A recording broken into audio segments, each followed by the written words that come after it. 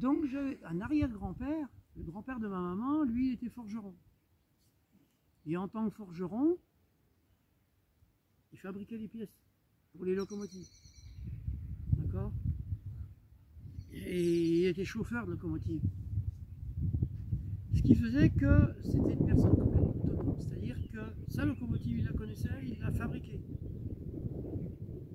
Il la connaissait et quand il était chauffeur, chauffeur c'est mettre en route la chaudière, allumer le feu en dessous, pour après mettre du charbon, mais il allume au bois, après il met du charbon, pour après faire chauffer l'eau, pour que la vapeur puisse faire que toute la mécanique elle marche. Donc ça vient de la chauffeur. Après le chauffeur mécanicien, c'est celui qui démarre la locomotive, qui la conduit et qui connaît sa machine. Aucun de vous aujourd'hui n'est chauffeur d'une voiture qui a juste à tourner une clé et qui ne sait même pas comment ça marche. Bah oui, c'est difficile. C'est vrai, hein? Oui, bien sûr. Donc voilà, on est arrivé et mon arrière-grand-père, s'il tombait en panne n'importe où sur son chemin, et ben la locomotive, il avait juste à reforger la pièce, à la démonter, la reforger dans la forge, donc dans le feu et repartir. Mais ça me fait penser Donc, aux routes de l'impossible. Je ne sais pas si tu connais l'émission. oui. Ils savent tout faire. Mais Ils sont obligés. les Africains, tous ces gens-là, mais bien sûr, mais parce que Ils sont obligés. qu'ils sont dans la merde. Ah ouais, Ils sont C'est obligés. con à dire comme ça, mais ces gens-là sont toujours dans cette merde qu'on croit être une merde. C'est la vie. La vraie vie. La vie, c'est la vie qu'on se fait par rapport au modernisme qu'on veut ou quoi. Parce que, regardez bien, la route de l'impossible. Ils ont du mal, mais pourquoi? Parce qu'ils veulent transporter des matières premières d'un endroit à un autre, à 1000-1500 km de là, avec des camions et des machins et tout, sur des pistes qui marchent à pied. Je veux dire, alors que s'ils marchaient à pied, et que s'ils étaient restés dans leur façon d'être, de vivre en étant à pied, et puis d'aller d'un village à l'autre, machin et tout, en étant autonome, et en étant accueilli par un village qui est autonome, il serait autonome. C'est la dépendance à plein de choses qui nous fait que, voilà. Je pense que l'avenir sera qu'on va devoir retomber là-dedans très vite. Parce que le pétrole, comme on dit, il ne sera pas, voilà. À moins de trouver des technologies, bon là je suis en train d'essayer de faire des moteurs à énergie, énergie libre, c'est-à-dire avec des aimants, mais que c'est pas, les aimants ça dure 500 à 1000 ans, mais de faire des trucs qui durent 500 000 ans, c'est déjà pas mal. Ça peut permettre une transition au niveau électrique. Donc là, on peut faire des voitures électriques autrement. Pas avec la dépendance des batteries, des machins, des recharges centrales nucléaires ou quoi, parce que ça, voilà. Donc, trouver ou retrouver son autonomie là où on l'a perdue, parce qu'on est dépendant. En 50 ans, ce qui m'a le plus peiné, le plus affolé dans le mécano, c'est de voir qu'une personne qui amène sa voiture, avant c'était tiens je te laisse les clés machin, je repars à pied, ou j'ai un ami qui me cherche ou je sais pas quoi, ils s'en foutaient, ils avaient l'habitude d'être à pied avant. Non, il y a un moment, c'est vous avez une voiture à me prêter parce que là, je dois aller à l'autre bout de la tête là, parce que moi je travaillais, j'avais un garage à Perpignan, j'avais des clients qui travaillaient la journée dans le centre-ville, à la préfecture, machin et tout. Vous avez une voiture à me prêter? J'ai quoi pour la mettre sur le parking? Oui, allez-y à pied, hein, ouais. Je vais pas vous prêter une voiture pour qu'elle reste bloquée là de l'autre côté de la tête. Hein. Donc la dépendance, de voir à quel point les gens sont devenus dépendants, comme on dit, hein, pour acheter une bagage, prendre ma voiture. Voilà. C'est de l'assistanat, tout le monde est assisté. Alors aujourd'hui, de A à Z. Alors aujourd'hui, ce que je pourrais dire au niveau justement de l'autonomie et puis de l'automobile, c'est nos fauteuils d'handicapés à 4 roues. Ouais. Ce qui m'a fait beaucoup aussi, c'est qu'une fois je suis allé acheter des pièces avec un copain qui avait besoin de pièces d'occasion. Et puis il avait vu sur internet quelqu'un qui vendait des pièces d'occasion. Donc je suis allé avec lui et c'était des Maghrébins, je ne sais plus, marocains ou quoi, qui vendaient des pièces. Et puis, à un moment donné, il dit, vous voulez pas le salon? Il nous montrait les sièges. En fait, c'est là que j'ai compris que pour eux, c'est un salon roulant. C'est pas une voiture, c'est un salon roulant, non voiture. Ouais. C'est la façon de voir qu'ils ont par rapport à nous. Donc là, je dis waouh. Ah ouais, ben on en est arrivé là, quoi, d'avoir des salons roulants. Donc c'est pour ça qu'aujourd'hui, je vois beaucoup. Moi, les voitures d'aujourd'hui, pour moi, c'est des vaisseaux extraterrestres. Extraterrestres parce que vous êtes complètement déconnecté de la mécanique et de l'électronique qu'il y a dedans. Complètement.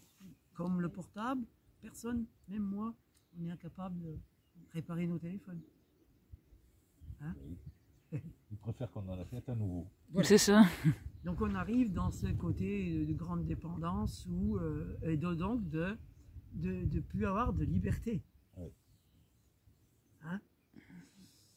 Malheureusement, les gens n'ont jamais vu ça. Et les clients qu'on avait quand j'étais jeune, qui venaient me demander conseil, venaient me demander conseil. Par exemple à moi, ou à un plus ancien, qui venait demander conseil. Ils avaient confiance au conseil qu'on leur donne. Jusqu'au jour, on a entendu que les mécanos étaient des arnaqueurs, des voleurs, des je sais pas quoi. Bah ouais, en fait, plus les gens sont tombés dans la dépendance des voitures, de ne plus savoir quoi faire avec ces voitures-là, les mécanos sont devenus des arnaqueurs. Les constructeurs, jamais. Mm. Hein? Oui. Oui. Ouais. Donc, Merci, merci. et c'est d'ailleurs pour ça que j'ai fini par arrêter de faire de mécanique, parce que, voilà, on était devenus des... Et puis, plus personne nous écoutait. C'est-à-dire, quand on leur donnait un conseil, gardez cette voiture-là, vous resterez beaucoup plus autonome que... Ah non, non, non, c'est parce que... Oui, vous voulez que je la garde parce que vous avez des réparations à faire dessus, que si j'en achète une neuve, vous n'aurez rien qu'à réparer. Ouais, c'est vrai, mais c'est pas c'est pas le seul but. Le but premier, c'est que cette personne-là puisse rester dans quelque chose. Il faut savoir, par exemple, une 4L, une 2 chevaux. Le coût moyen annuel, si vous regardez les archives, on peut retrouver ça. Hein. C'était, je sais plus, de 5000 francs par an, je crois. Hein, en prenant en compte le prix de l'achat, ce que ça coûte dans l'année d'un entretien et tout, c'était 5000 francs à l'époque. 5000 francs, c'était pas grand chose. Mais aujourd'hui, une voiture moderne, c'est 8-9 000 euros. Ouais. Le coût moyen à l'année. Ouais. C'est qui peut se payer ça? Ouais. C'est pour ça que c'est voulu pour que vous deveniez locataire des constructeurs. Comme vous deveniez de plus en plus locataire de vos maisons qui deviennent très chères, vous ne pourrez plus acheter un jour. Parce que plus personne, les jeunes n'auront plus de crédit, parce que ben, on leur louera. Ça rapporte beaucoup plus. Voilà, donc on est dans des... Donc revenir dans faire de la mécanique, si vous voulez apprendre la mécanique, avec vos voitures modernes, bon, ben, Ouais, là, elles sont modernes, celles-là. vous ferez des choses.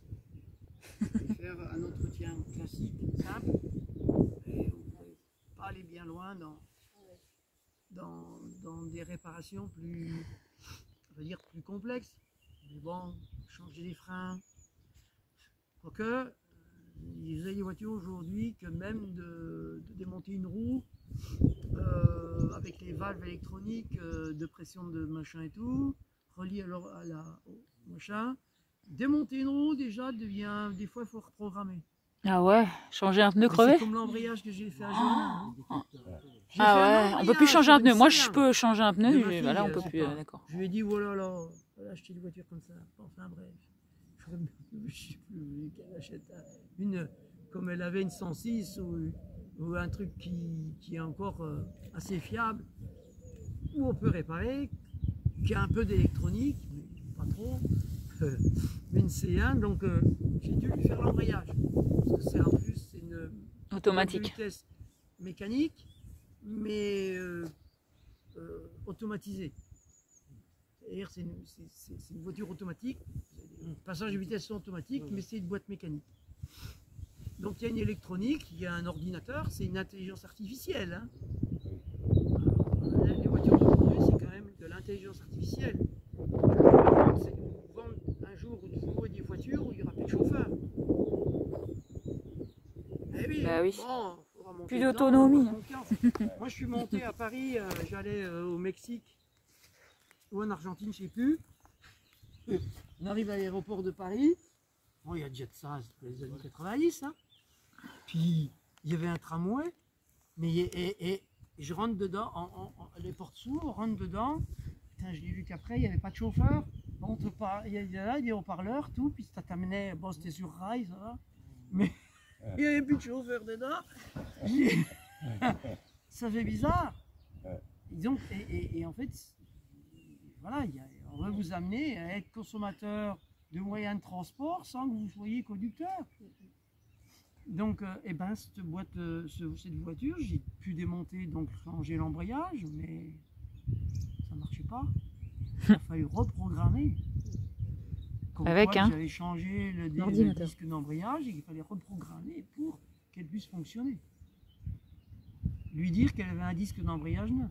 Ouais. Bah oui. Ouais. Donc ça va. Les voitures modernes, pour l'instant, ils ne font pas les voitures qui tombent en panne parce que vous n'avez pas remis à zéro votre compteur pour les vidanges. Ils auraient pu. Ouais. Ils auraient pu vous dire, bah non, elle ne redémarrera pas tant que vous n'aurez pas fait votre vidage, ou je sais pas quoi, qu'elle se mette en phase. C'est un peu ce qui se passe quand... Oui. Non mais vas-y, finis ton truc, après je voudrais dire C'est un quelque peu chose. ce qui se passe quand, par exemple, vous... merde, j'ai perdu. Ça disait quoi juste avant? Les voitures tombaient pas en panne quand on n'avait pas fait la vidange. Ouais, donc ils auraient pu le faire parce et la mettre en phase dégradée. Comme ça arrive pour que si vous avez quoi que ce soit sur la voiture, une pièce qui est défectueuse, la voiture se met en mode dégradé. Et vous avez le voyant orange qui s'allume au tableau de bord. Et qu'il y a des voitures qu'on n'arrive plus à l'éteindre. Et qu'on ne sait pas d'où ça vient. D'accord? Ouais. Voilà. Ah bah bravo, Chantal. Ah oui. C'est pas de ma faute. Mais Non, ma mais fille, c'est bien. c'est pas de ma faute. Contrôle technique, je l'ai récupéré comme ça. C'est pas de ma faute. C'est rien, vous pouvez rouler. Oui, oui. Ah ben même le contrôle technique, aujourd'hui, ils sont complètement désolés. Normalement, ils ne devraient pas la faire passer. Elle devrait être Ah oui, mais les contrôles techniques. Moi, le clignotant, elle est très bien avant qu'il y ait Les contrôles techniques aujourd'hui sont pris au piège comme tout le monde. Ouais. Ils disent, je sais bien, aujourd'hui ils voient bien que c'est indépannable ou qu'ils ne trouvent pas, même les concessions, les machins et tout. Donc, bon, on va vous le faire passer quand même. Ouais. Alors que normalement, c'est un refus. Ouais. Hein, l'airbag, machin, tout ça, c'est refusé normalement.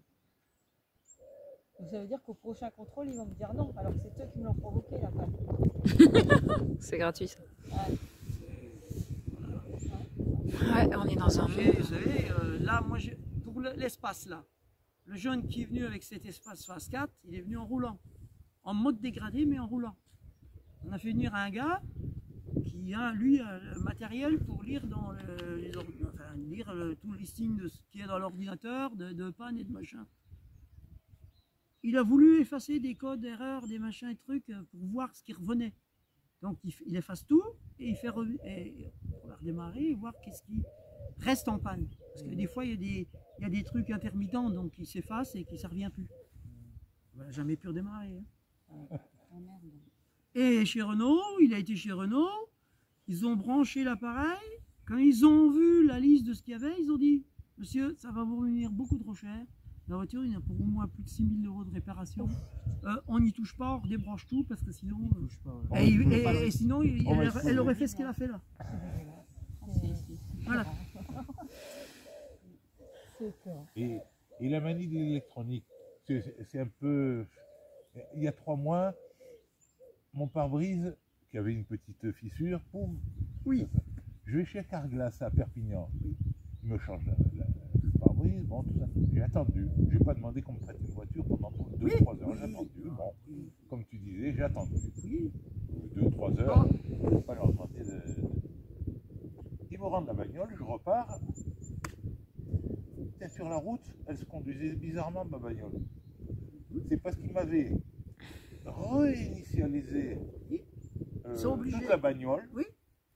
Ce qui fait que j'avais une espèce de contre-assistance qui m'empêchait, sauf si je mettais le clignotant, de pouvoir me passer sur une double voie, de traverser la ligne jaune, quoi. Enfin, la ligne jaune, les pointillés. Oh putain, ça m'a emmerdé pendant 30 bornes le temps de revenir chez moi. Après, j'ai mis 2 jours à essayer de lire la notice, et à force de tripoter des trucs, j'ai fini par enlever cette saloperie d'assistance lane, je sais pas quoi, là, En fait, tu vois, rien que ça, tu vois, ça te bouffe la rate. Oui. Mais bien sûr. Parce que bouffe quand la ils rate. m'ont rendu la bagnole, ils m'ont pas dit qu'ils avaient tripoté ces trucs-là. Ils sont obligés parce que le pare-brise que tu as sur ta voiture, il est branché sur l'ordinateur. Ouais, Il y a un avec dégivrage des radars, intégré. je sais pas quoi.